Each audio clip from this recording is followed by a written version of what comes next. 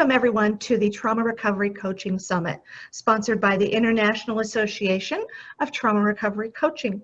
I'm Bobby Parrish, the Executive Director of the association. And hello, I'm Sarah Parrish, the Deputy Director. We are so happy to have you here for 5 days of interviews with our coaches about all things trauma, recovery from trauma, and trauma recovery coaching. We do want to issue a trigger warning.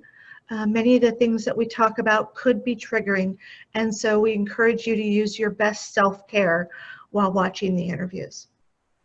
Thank you, Bobby. So today we have the absolute honour and welcome Chris Goguen. He's here today to talk to us about his discovery after trauma. Hi, Chris. How are you doing today? I'm great. How about yourselves? Really good. Really good. Thank you. It's just an absolute pleasure for you to be here today to talk to us all. So, Chris, can you just enlighten us? What has helped you most in your kind of trauma recovery? I think it's been a compounding effect of a lot of different things, and just the fact that I was able to become vulnerable and ask people for help really set the stage up for success. But ultimately, when I hit that rock bottom moment, I decided right then and there that I had to do something. I had to change my life. I had to, it was my purpose to do something about it. So I researched, I looked around to see who could I trust, who could I feel comfortable with, and again, vulnerability, having the courage to step out of my comfort zone and push past my boundaries really did help me to become better secured in my own physical body. Kudos to you for first recognizing that you needed help, but second, for asking for it.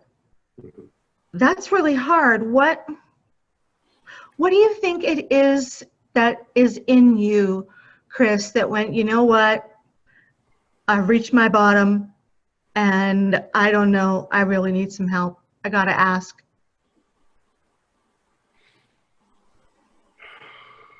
Some survivors don't. Yeah. Some survivors reach a point where, maybe they are at their lowest, but their shame or hopelessness, they don't reach out. I heard a few different quotes and I heard a few different stories, and people who always stay stuck will never truly be happy, in a sense. And even growing up, I was never a happy kid. I was always looking for the negative. I didn't have an easy childhood. I was emotional. And then when I went into corrections, I saw myself change as a human being because of that. The stuff you see in there, you see a lot of violence, you see attempted suicides, self-harm.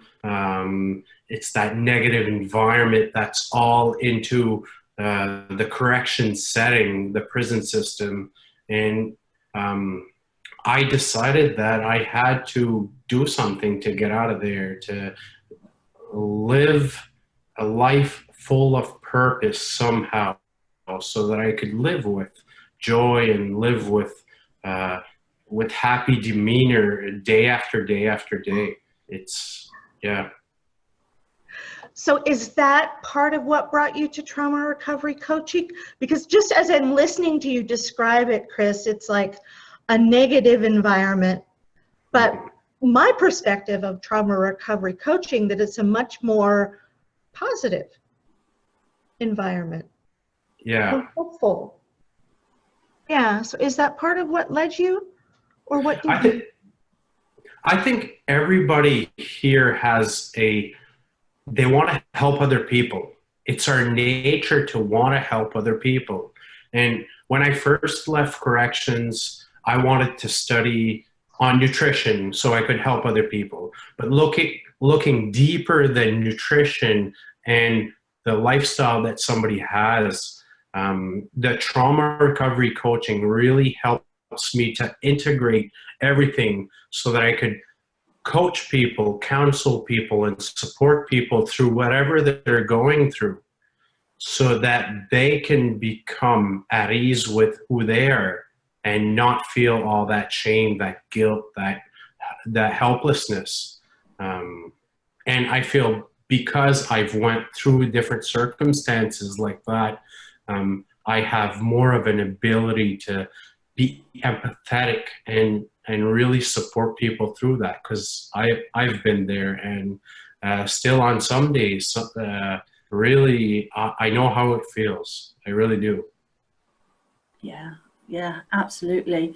So, also, you're doing trauma recovery coaching now, sort of, I know, and how can you, pop it into, correctional setting? Is there a place for it in there, do you reckon? I think there's so much trauma in a prison system, in a correction system, that they would benefit greatly from knowing what we learn in trauma recovery and different counseling strategies and different coaching strategies, just to be able to support everybody in there. Like I mentioned earlier, it's a really negative environment. And just the fact that everybody in that place hates the job just because the negative environment, it makes it even more so a bad place to work. So just having tools like trauma recovery coaching, having tools to support others through whatever they're going through. Correctional officers could support other correctional officers. They could support inmates. The inmates would then want to support their family members, want to support people on the streets, want to support everybody around. I think if we raise people from the bottom up, it's going to really propel society and this whole lifetime into the next level of consciousness. Wow. So I hear you talking about not just the trauma recovery coaching for the correctional officers, but perhaps the correctional officers getting some skills that they can use with the inmates? Yeah, I think right now with the system that's in place right now, I think we're meant to lock them up and not give them the proper support they might need to excel in life, right? Overall. And you see the recidiv rates. So people return into prison, they have a 20 to 30% chance of actually getting out and staying out, which is unreal. I'm really looking to, I would really love it to implement trauma recovery coaching and different tools to be able to help everybody in there. We're meant to lift people up and not lock them up and just forget about them. Yeah. So in your experience, do you think that a lot of people who end up in the correctional system have experienced some type of childhood trauma? I believe on a mass scale, a lot of people have faced different circumstances, events in their childhood, in their upbringing, even generationally. If we look at all that, that affects the whole bigger scale of things. And the people that aren't able to control their anger, or that really want to harm other people or lock people up, that don't have the empathetic abilities to support others, there's something stopping them from actually being able to support other people. And Yeah. so we can call it trauma, but we can call it just going through different life events, life circumstances that might change the meaning of how we view life. Yes. Yes. I could see that very much. Mm-hmm. So what would you say to people who are considering trauma recovery coaching, Chris?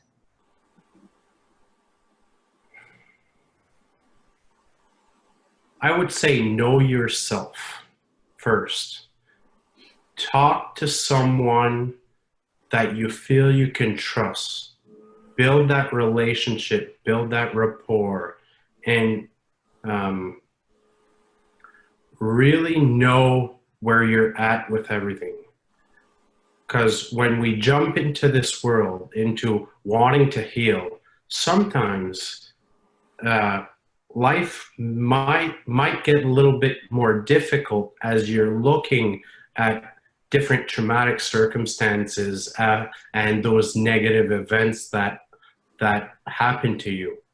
So be very careful, trust who you're dealing with, and be humble about all the experiences that you learn with another trauma recovery coach. Absolutely. So who would benefit from trauma recovery coaching, Chris? I think anybody that's willing to help others up.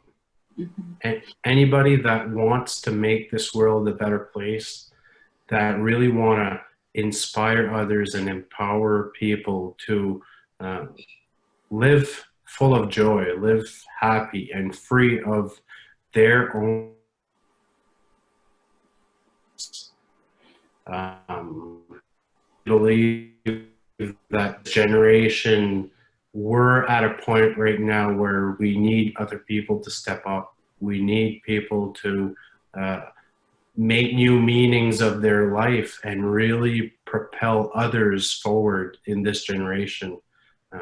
I think we all have a purpose here, and thus why we are here at the Trauma Recovery Coaching Summit. I love that. Mm-hmm. I love that. So what kinds of clients do you find yourself really enjoying working with?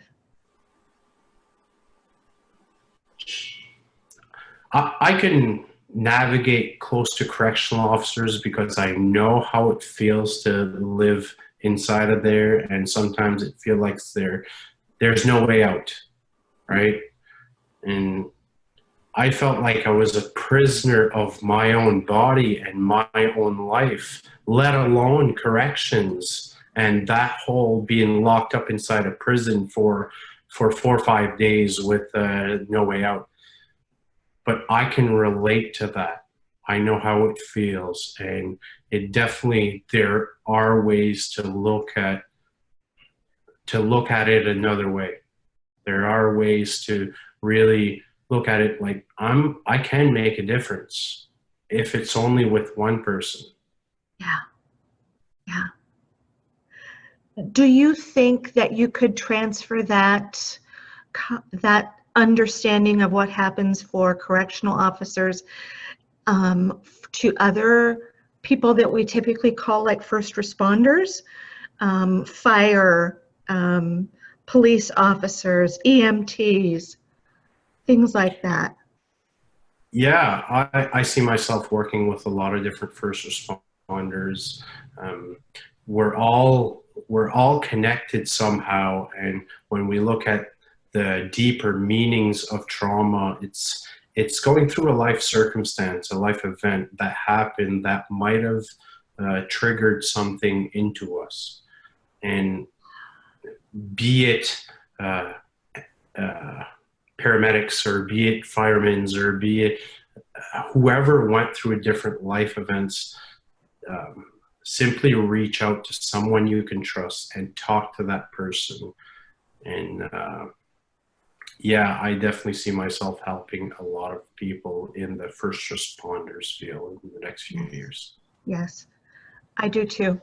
Having worked with you in both the initial and the advanced classes, I definitely see that. Mhm. And I'm so excited to have had the chance to talk with you more today. If people are watching this interview and they want to know, how do I get in touch with this guy? He's amazing. How will they get in touch with you? What's the best way? Ultimately, it's I use the Facebook platform for communication, for business page. So just check under my name. It's Chris Goguen. Simple. And send me a message. Okay, fantastic. Thank you. Thank you. It was fun. Thank you, Chris, and thank you, Bobby, for today. I just want to thank you, all the viewers today, for coming along and watching our interview with Chris today. We still got plenty of videos still left for you to watch. But until then, we'll hope to see you all again soon. Thank you, Chris. Take care, everybody. Bye. Bye.